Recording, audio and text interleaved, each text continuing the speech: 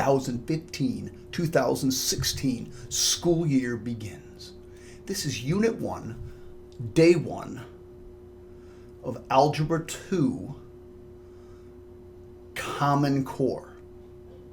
Maybe. Still crossing my fingers. Got them all crossed. Get all across. New York State decides to wise up, kind of dump Common Core, so we can go back to teaching some real math with logarithms and trigonometry and all that cool stuff. Otherwise, later on this year, we're going to be doing some serious statistics. So I don't know yet. But regardless, whether it be Common Core or Algebra 2, the Common Core Algebra or Algebra 2 trig, I'm so confused. Regardless, first unit, just about the same. So, as usual, this video is brought to you by, yeah, that's right, Brugger's Coffee. When I need a pick-me-up, I drink Brugger's Coffee. Now, I did this all last year. Do you know how much revenue I made from Brugger's? I mean, they were like dying to give me some money. They gave me nothing. Oh yeah, it sucked. Might have to change sponsors. But I do love some coffee. So, here we go. Don't know how long this is going to take. This is for Unit 1, Day 1. Might have to grab some coffee later, so I'm going to leave that close. Hopefully I don't spill it on my computer. If I do, I need to get a new computer. All right, we're also on Windows 10, so I don't know exactly what to expect. I think I got this thing set up right, but I'm not really sure. So, things crash. We're not sure. Oh my God, what's going on? I already don't know what I'm doing. Okay. All right, there we go. All right, scroll down, scroll up. Okay, so we'll go with Mr. Key. So I got my notes here. Gonna make sure we don't screw up. All right, so hopefully you understood everything in class, or you were in class. If not, hopefully this helps. All right, think of domain as kind of like that ball that we're gonna throw into a maze. So we got domain, and what pops out is the range.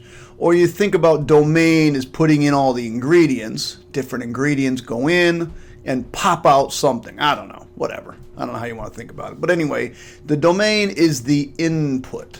What you put in. Oftentimes we're going to call this the x values. The independent variable. It depends on nothing. If you say x is 5, it's 5. If x is 8, it's 8. It doesn't matter. But what pops out is the y value, or the output. We could call this the y values. And whatever pops out depends, so it is the dependent variable. It depends on what you put in, on what you get out. It's kind of like math class. Depending on how much effort you put in, depends on how much you get out. Hopefully you put in a lot. This should all be review from your algebra class a couple of years ago. Nothing really new here. So a relation is basically just a set of points. A relation is a set of points. You got input values, domain, and output values, range. Functions, we'll find out in a few minutes, are a little bit different. So we're going to look at these ordered pairs down here, or these relations. Here is a relations set.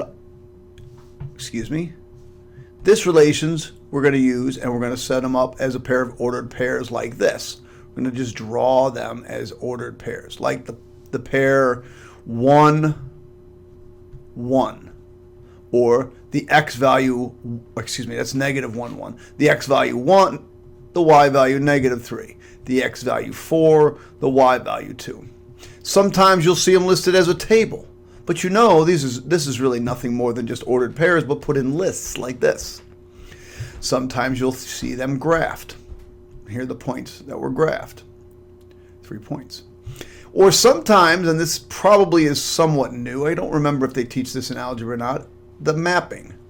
Just a very quick way to map a set of input values to a set of output values. Okay. So what I want to do now, down at the bottom here, is I want to list out the domain and the range. Now, if you just list out numbers without actually telling me or labeling, where'd my pointer go? Labeling what they are, that's basically useless. So that's terrible. So we don't want to do that. So what we're going to do is we're going to say, okay, we're going to talk about, first I got to find my pen. Okay, they're way over there. Okay, we're going to first talk about domain. Again, we said domain are the x values. So when I list these out, I'm going to list out a set of numbers in curly brackets. That is completely awful, so I will erase that and put that back in there like a normal brackets, curly brackets. And we'll list out the x values. Well, the first x value is -1. The second value is 1. And the third one is 4. Now, it doesn't matter if you see it here on the list, x value -1, x value 1, x value 4. These are the same ones no matter what. -1, 1, and 4. This x value is -1, this x value is 1, this x value is 4. So this is the point -1, 1, this is the point 1, -3, and this is the point 4, 2. So all of these 4 examples of how to list out a relation are all the same. They're all the same points. They're all the same ordered pairs. They're all the same points it doesn't matter which one we do. We use the same points. Just hammer that to death. The next thing we're going to talk about is range. Range, again, are the y values. So again, I'll list them in curly brackets, which, again, I did an awful one. I got to get back in the swing of things. Our first y value is 1. Our second y value is -3. And our third y value is 2. Generally, I like to list these in order, but it doesn't necessarily matter. It says down here, which representation allows you to see the domain and range easiest? Well, quite honestly, I would say the table and the mapping really clearly say, okay, here's my range value, here's my domain values, here's my range values. I think the mapping and the output here, the mapping for domain and range, input, output, or x and y are the easiest way to see domain and range. And don't forget, input is the domain, real big topic for today, and output is the range. Okay? So I would say those two. Let's move on. Given the following relations below, we don't know yet if it's a function. We're going to talk about that in a few minutes. Represent the relation using a specific diagram. So we are giving it using ordered pairs. We're going to graph them. So if I graph this ordered pairs, -3, -2, there's the first point. -2, 2, there's my second point. 1, -1, third point.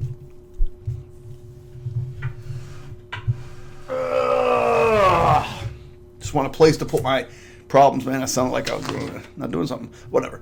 And the last one is 3, 1. Where's 3, 1? 3, 1. Okay, so I've taken a set of ordered pairs, and I could use and represent this graphically, and it shows very quickly a relation. And if I wanted to list out the domain would be easy: -3, -2, 1, and 3. And then the range values would be the y values, which would be -2, 2, -1, and 1. Very simple. All right, so we've got a table, and we're going to list it out using the mapping function. Now, when you use the mapping function, the inputs go here, or the x values, 3.4, 5.0, 7.0, and 9.2. Outputs are 30, 40, 50, and 60. And just give it a different color. When we map these, we draw arrows. So 3.4 goes to 30. 5.0 goes to 40. 7.0 goes to 50. And 9.2 goes to 60. Sometimes the arrows are cross in lab. You'll see one on the next example, how that works. But domain and range are, again, very simple, very simple. Domain of the x values, 3.4, 5.0. And yes, if it says 5.0, you still have to put 5.0, showing precision, right? 9.2, there's a difference between 5 and 5.0. You'll learn that a lot in chemistry when you start talking about significant digits. Oh, it's time for a break. When I take my breaks, I like to drink Brugger's coffee. There's nothing more than hot liquid pouring down your throat and caffeine running through your veins. Woo! Just kidding, kids. It's probably decaf. I don't even know. Where'd my pen go? There it is. Sometimes I have a hard time finding my pen. You'll see that. The range is the y values. I should have finished the problems are the y values. I should have finished the problem before taking my break, but I got so excited about my coffee. Usually I do these videos at 6 o'clock in the morning, and I'm a lot more animated then. But right now it's like 5 o'clock at night, and I'm kind of tired. I already did some landscaping today. I did a bunch of homework today. I created a schedule today. I'm like, oh. All right, let me go back to red, because, oh no, let's pick some festive color like green. All right, so in this case, we have a mapping function, and you should know the name of these, that this is a mapping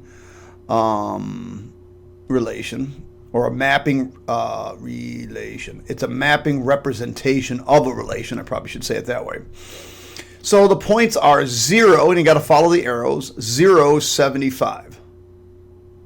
Right there.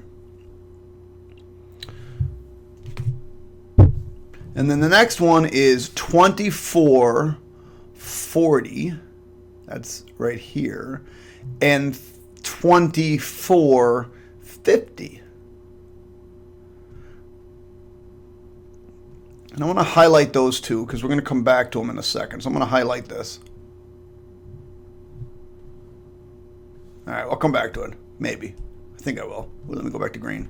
And the last one is 36, 38. 36, 38. Somewhere around there. Don't have to be exact. Domain and range is very simple. Domain is 0, 24, 36. So there's 3 elements of the domain, and then the range is fairly simple as well. It's 38, 40, 50, and 75. Notice I used the 24 twice. It went to 2 different points, but I don't list it twice. You only list things once. If you use it more than once, you still only list it once. But that listing more than once is going to come back, and it's going to be something you're going to use later on very quickly. Oh, wait a second. It's going to be right now. All right, so now we want to talk about whether or not something is a function. A relation is just a set of ordered pairs. Any ordered pairs. A function, and I probably should have left you a little spot here, so maybe there's room on the bottom. To remember that in class that I didn't do that because I've already had these printed out. A relation or a function, and I'm going to always abbreviate function. That's what math teachers do. We love to be lazy. FNC, it stands for function. A function is a relation where each input maps to one and only one output value. Now, is this the official Webster's? Oh, here we go. We froze. I hate when that happens. I don't know why I froze. Output value. I think I might have just gotten off the screen. I'm at the bottom of my little tablet here. So, is that the Webster's Dictionary? No. Is that what I want you to know? Yeah, I want you to know that you have one input, bam, pops out one output. But the easiest way to tell if something is a function, and I'm going to put this in a different color. I'll put this in black and highlight it. The very easiest way, second easiest, I'm going to teach you the easiest way probably tomorrow, maybe later today. We'll see. There are no repeating X values. No repeating X values.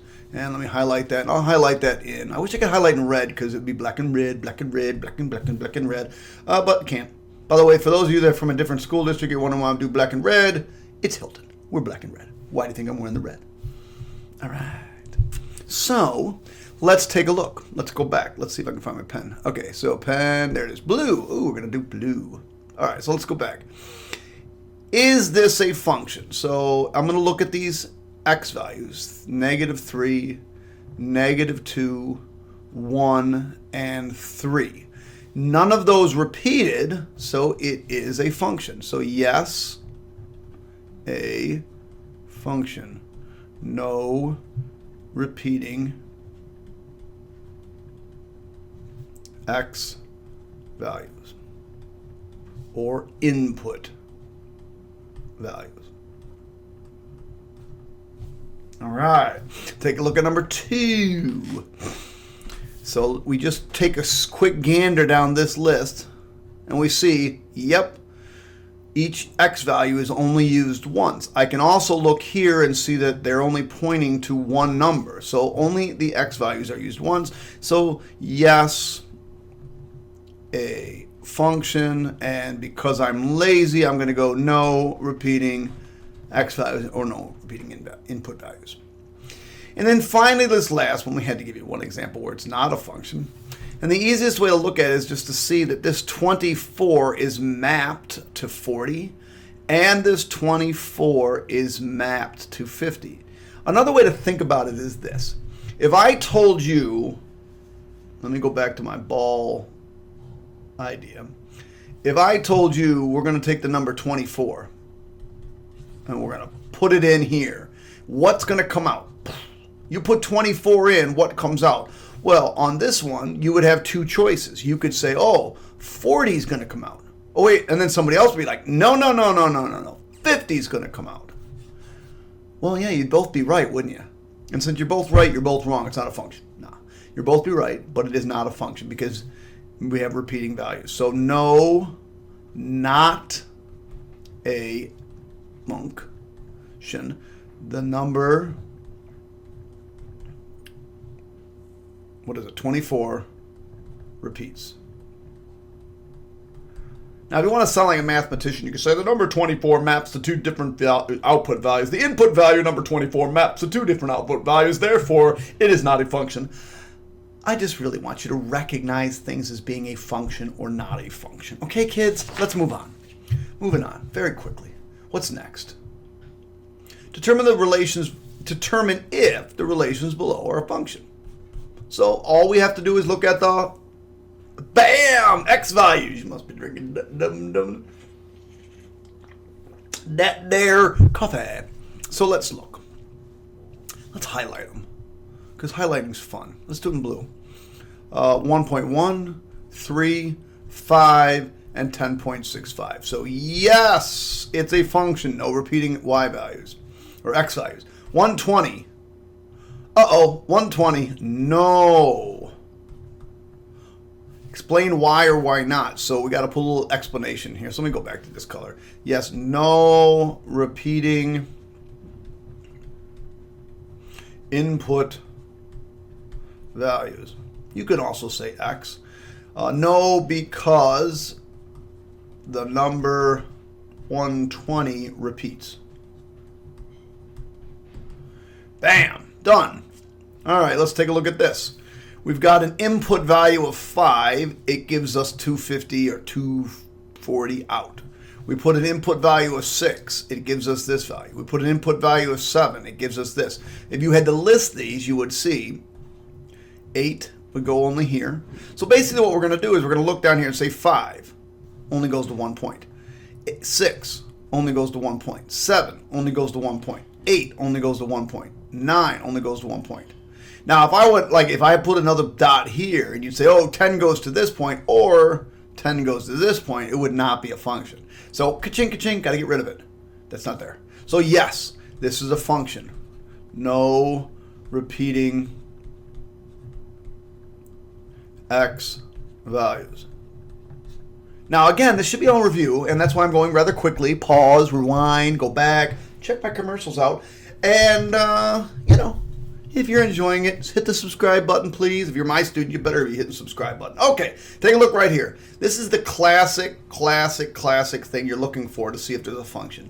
Notice 26.2 maps to negative 68 and negative 67. And you say, oh, they're close. No, they're different, completely different.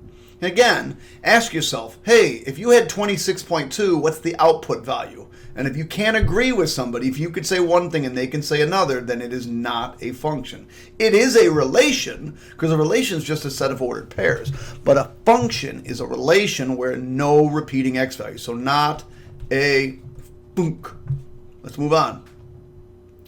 Ooh, here we go. I knew I was going to teach this to you. Okay, so again, our input values are 1, our input value is 2, our input value is 3, our input value is 4, our input value is 5. And it only goes to 1 point. If you wanted to, you could list these out. You could say, okay, my x values are 1, 2, 3, 4, 5. And my output values are 1, 2, 3, 4, 5. And you'll notice no repeating x values.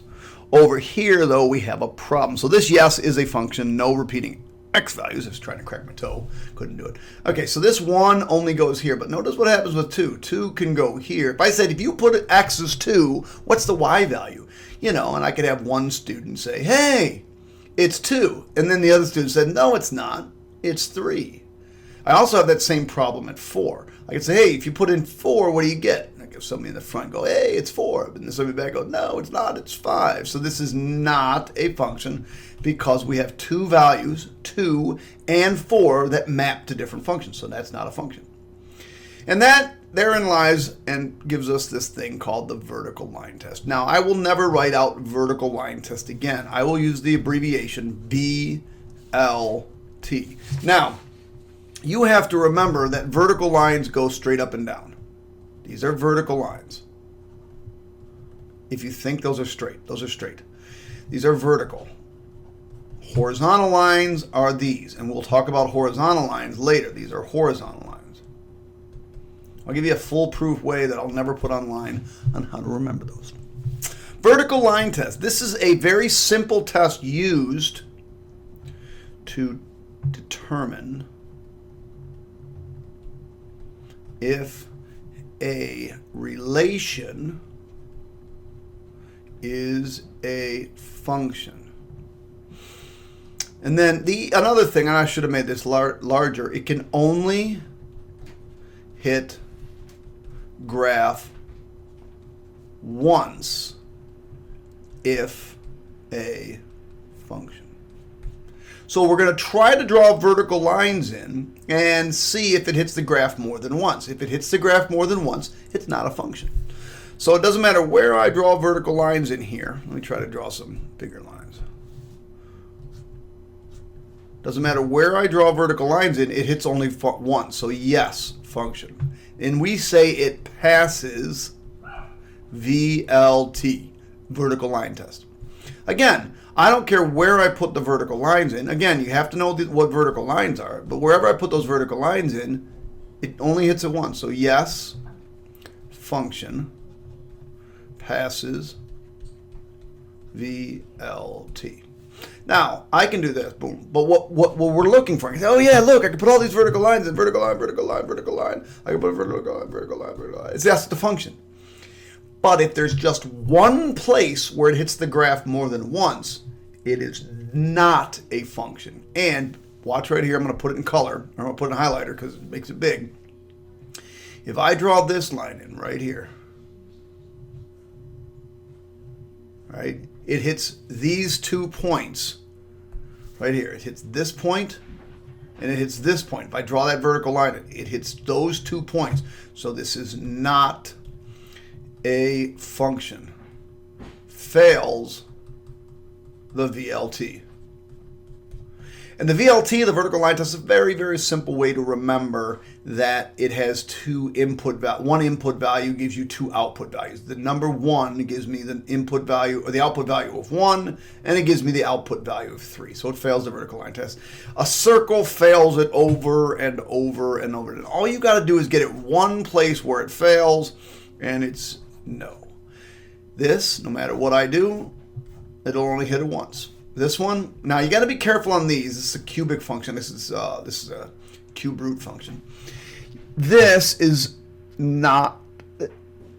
I know right here it looks like it might fail, but if I blew that up, it would look like this. Right, that's what it would look like if I blew it up to stay. And if you see, we can put a vertical line in, and it kind of looks like it might hit it once, but or more than once, but it really only hits it once. We're really looking for very specific times where it hits. You'll see, and it'll become very apparent to you. Let's look here. Oh, wait, now, open circle means that point does not count. So when I draw this line in right here, notice it's going through an open circle. That doesn't count. And again, through an open circle and through an open circle. So this is yes. This is a vertical yes. And so is this. This is yes. I don't know if I put it here. This is yes. Now here, this is called an asymptote. Try not to swear when you say asymptote. This is an asymptote, which means it's getting really steep, but it never goes straight vertical. It just goes really. It might have a slope of 1 billion, but it's still changing slightly. Be careful with asymptotes. Yes, this is also a function. I don't know where my pen went to. So yes, this is a function. Yes, this is a function. Yes, this is also a function. It's also called the cosine curve, but it passes, which you're not going to learn much about unless we can teach you the old stuff. All right, so that's that. All right, writing a function, you guys done this. Again, this is all review. This is function notation, and this is read f of x. F of x. That's how it's read, f of x. Don't write f parenthesis x. It's read f of x. So whenever it says write a linear function or the word function at all, you need to write h of x, f of x, g of x. Those are three that we usually use. We'll either usually use f of x, we'll use g of x, or sometimes we'll use h of x. When we're doing word problems, we might use p of x, t of x, p of t, s of t. We can use any letters we want. It's just more descriptive. And you're going to be doing it a lot in physics, so pay attention. Make sure you know. It didn't say what we're going to call this, and it didn't tell you what to give a special name. So generally, we just use f of x. So f of x is a linear function. Now, if you remember, normally I would write it as y equals mx plus b, where m is the slope and b is the y-intercept. Well, instead of y, we replace y, notice, with f of x. So instead of y equals, we're going to write f of x equals. And our slope is negative 3x plus 4. So I want to rewrite each of these in function notation. Very simple. In this case, it's f of x. X is, by the way, the independent variable. So f of x is equal to the absolute value of x plus 8 minus 2. Again, that's not too difficult. Here, x is the independent variable, so f of x is equal to x squared minus 4.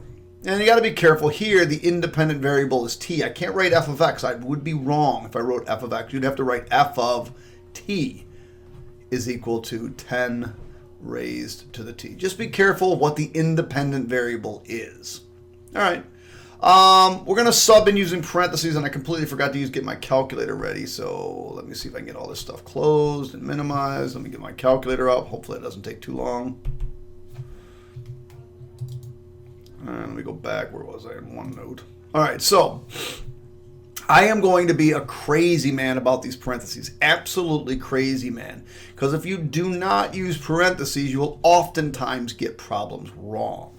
So when you substitute in, I want to see that you've used parentheses. So this is my function f of x. Notice I want to know, and this is read f of 5. What is the functional value when it's 5? So in this case, f of 5. Well, notice x is in here, and now what is my x value? It's 5. So wherever I see an x, using parentheses, I'm going to sub in. And this is relatively easy. F of 5 is equal to 22. Over here, g of x. Again, it doesn't matter what I call it. I want to know what g of 0 is. And I want you to read it like that, g of 0. When I talk to you about it in class, I want you to use math terminology. I don't want you to sound like a fool. Use parentheses when you sub in. Yes, it's 0, and it's kind of boring, but who cares? Plus 2. Now, let me show you how to use this on the calculator, because sometimes. Okay, so I don't like that, so let me get the window a little bit bigger for you. Zoom, let's go 200%. Okay, so it was the absolute value. So absolute values are right here. It's in this crazy button. You see where I'm pointing right here? Absolute value. It's on the second row. It's right here, and just click on it. Oops, I have to get in calculator mode. Sorry, I forgot to get in calculator mode. All right, so we're going to go into absolute value. And we use parentheses, 0, parentheses, minus 1. I think it was minus 1. minus 1. And then on the outside, now I got to get outside. If I put a plus 2 now, notice it's on the inside. I don't want it on the inside. I want it on the outside. So get to the outside. With hit the arrow, make sure we're on the outside, and then we hit plus 2. Make sure it looks just like that. Yep, looks like just like I had it. And we get 3. So my answer is, G of 0 is 3. All right, I think we only got 2 problems left. Nope, I forgot about all this. Almost done. All right, so here's where you run into problems, and I really want to show you something. H of negative 1. So this time my function is called H, and I'm doing H of negative 1, and everywhere I see a T, I'm going to put in negative 1, because now T is negative 1. So it's parentheses negative 1 squared plus 7. Now, H of negative 1 is, in fact, 8. Now, let's show you how you get in trouble on a calculator. If I just typed in negative 1 squared, get out of the squared mode, plus 7, that would tell me it's 6. Well, that's weird, but I know it's 8. If I use parentheses, negative 1 parentheses squared plus 7, it tells me it's the right answer, which is 8. The problem with it is, if you use this method right here, it does the 1 squared first because exponents come first, and then it multiplies by this negative because exponents become before negative. So this whole thing turned out to be a negative 1 plus 7. We don't want that. We want to force the negative 1 squared by using parentheses. Now, I'm going to teach you how to use a button called the stow button. You'll notice right here, var, above it is this word stow. They don't want to write the whole word store. We're going to stow things. So in this case, the variable is t. So I'm going to do negative 1. Oops, let me get back here. Negative 1 control bar. You see a little arrow? T. Enter. Now, what did the problem say? It said t squared plus 7. So I'm just going to do t squared plus 7. Enter. 8. And there it is. And then you don't have to worry about parentheses. The calculator does it all for you. Let's take a look at this one right here. The reason I wanted to is because this one right here would be a pain in the derriere. Derriere, by the way, is your buttocks. So in this case, we're doing capital T of negative 2. So everywhere we see a W, we're going to put a negative 2. So negative 2 cubed minus 2 times negative 2 squared plus 5 times negative 2 minus 8. Ooh, come over my calculator. Parentheses. Negative 2. Now to get cubed, we hit the caret and 3, but you got to get out of exponent mode. And then it was minus, right? Minus 2, parenthesis, negative 2 squared plus 5, parenthesis, negative 2. Get out of that. And then it was minus 8. And we get negative 34. Okay. Now I like doing this. Negative 2 stow W. That's what they called it. And then I would just have to do W cubed minus 2W squared plus 5W minus 8. Now this looks exactly like what I had on the problem. I hit enter and I get minus 34 that way too. And I don't have to worry about all those parentheses and I don't have to worry about crazy mistakes. I did put parentheses around this negative 2. Notice it the computer took them off for me. It'll do that for you. All right, so negative 34. All right, so it wants us to do f of 3. So f of 3 is 3 plus 17. We get 20. G of 3 is the absolute value of 3 minus 1 plus 2. Well, 3 minus 1 is 2. The absolute value of 2 is 2. 2 plus 2 is 4. H of 3. So the H value was, H of 3 is, what was this one again? 3 squared squared plus 7. Well, 3 squared is 9. 9 plus 7 is 16. And finally, t of 3. This is the hard one. T of 3 is equal to 3 cubed minus 2 times 3 squared plus 5 times 3 minus 8. Looking at it real quickly, it probably looks like it might be maybe 16. I'm not sure. Let's try it. Watch this. Now, this is really cool. Watch this.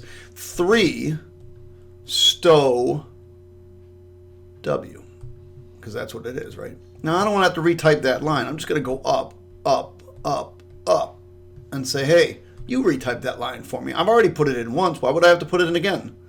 Hit enter. 16. There it is. 16. It was much simpler that way. So we can use that calculator. You'll get good at that as we go on. All right, k of x is defined by the set of points. Remember that, sorry about that. Remember that the -2 is the input value or the x value. So all I have to do here is say, okay, go searching. Nope, not -2. Nope, not -2. Oh, there it is, -2. There is -2. That's my input value. That's my x value. These are my output value or my functional values. So k of -2 input is equal to 2. All right, so m of 7. Go look for the x value of 7, and m of 7, or the functional value of when I plug in 7, is equal to 50. N of 0. So my input value is 0, and I follow my arrow, and my output value is 75. And finally, here, not finally, P of 1. Now, this is a little bit more tricky. P of 1, it's a graphical approach. Remember, these are my x values. So I'm going to go find 1 on my x-axis. There it is. So I find the 1 on my x-axis, and I want to find the point on the graph that is associated with this.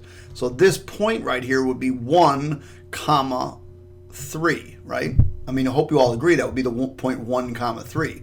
So P of 1. P, the function value, it's also the same as the y value, it's the output value, is equal to 3. All right, so let's go back. K of 1, go back to the first one. K of 1, here it is right here. There's the input value of 1, so K of 1 is -1. M of 9.2, 60, pretty simple. N of 24. So we're going to find N, and we're going to follow it, and we get 40. And finally, the tricky one, P of -1. So I have to come out here to -1. The x value is -1, and I go up to the graph. There it is, -1, 1. So the answer here would be 1.